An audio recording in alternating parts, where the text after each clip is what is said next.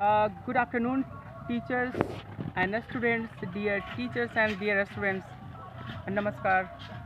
Today I'm going to share something on this auspicious occasion of Teachers' Day. And the thing and the message I'm going to give you at this point of time, it is very much relevant and demand of the situation. What I am going to tell everybody is that today, if you are a teacher listening to me, much pay attention, may pay attention to each and every word that I'm going to clarify today. At present time, we are living a very dire and difficult situation, catastrophic situation. Nobody can really compare what is going to happen next in our future. Our future in Dolodrum, our future in abeyance, our future is unfixed, our future is unpredictable. As a teacher, as a student. Because government is changing policy from A to Z, J to A, from A B to C, C to D. Nobody knows what is going to happen at what moment. This entire life has become tumultuous. It's nothing we can predict about. So my message to all the teachers is that, and first of all to all the students is that, those who are listening to me, listen to me very much carefully, that today our life is, and the entire career and future depends upon education. And this education is very much important. So entire focus of a student should be on study only, not diversify your attention to something else that is not productive. If you think about your future, it should nothing cover than your education. So why important is that much today? Because today we celebrate 5th September as a Teacher's Day, and this Teacher's Day we come together, teacher and student, and we'll celebrate this day. But we never realize what is the importance behind this, and why we are celebrating, and what is the cause, what is the point that we're learning, what is the situation that teaches us.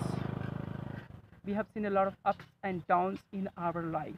There is no any counting to be done there.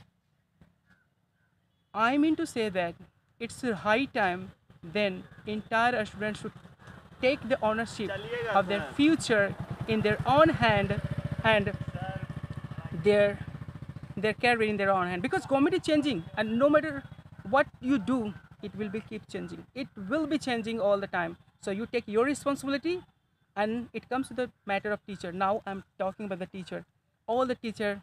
I tell you one thing. One day I was watching a program. The program was based on mythological story, and Narad was with Lord Vishnu. Lord Vishnu was saying something to Narad. Narad said, "What is the matter, Lord Vishnu? You are so sad. What is the matter?" Lord Vishnu said, "Yeah, there is a grave concern, and what I am seeing on this earth is very much disturbing." Then Narad asked, "What is the matter, sir?" Then Vishnu said, "I see people have become so much miser. So much miser. The thing that costs nothing, does a lot of good work, people are not spending that thing. Anything that costs nothing in terms of money, would you not spend that? If spending that will ensure a better future, better relation with everybody, I think you should spend."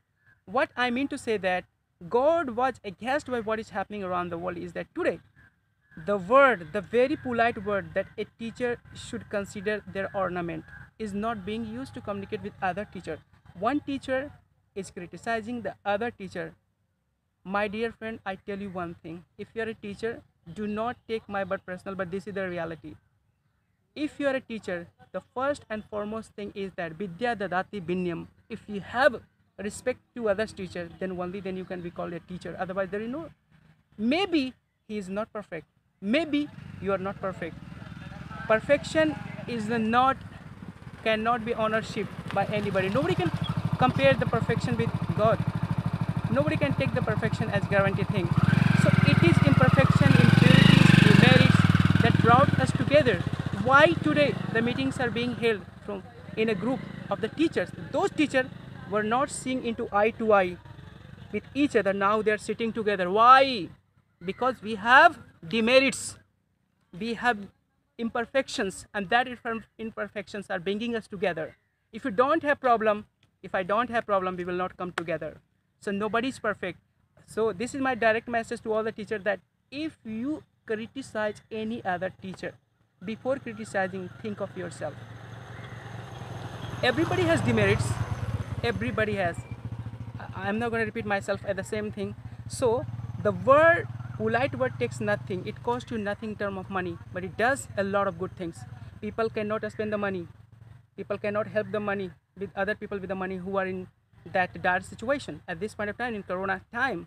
But you should understand that you can speak good words. It costs nothing in the world. But today, I tell you, the people who has enmity with somebody else, hostility with somebody else, spend lakh and crores of rupees to destroy him, but cannot spend good words. If he uses it, all the hostility, all the enmity will be finished. All the enmity will be finished forever. So think of, my dear friends, we are teachers, but we don't know how to use the perfect word to bridge the gap between us. We have a serious problem, and we must take this as a challenge. And this time, and on this auspicious occasion, I would like to say that it must be taken as an oath by you and me, that we will use the right word.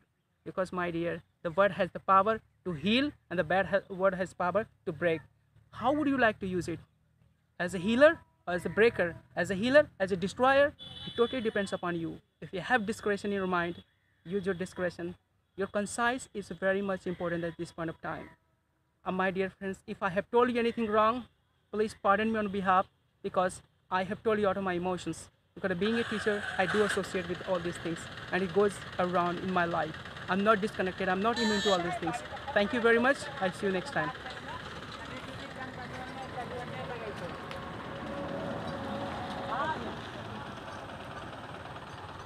Where did we go?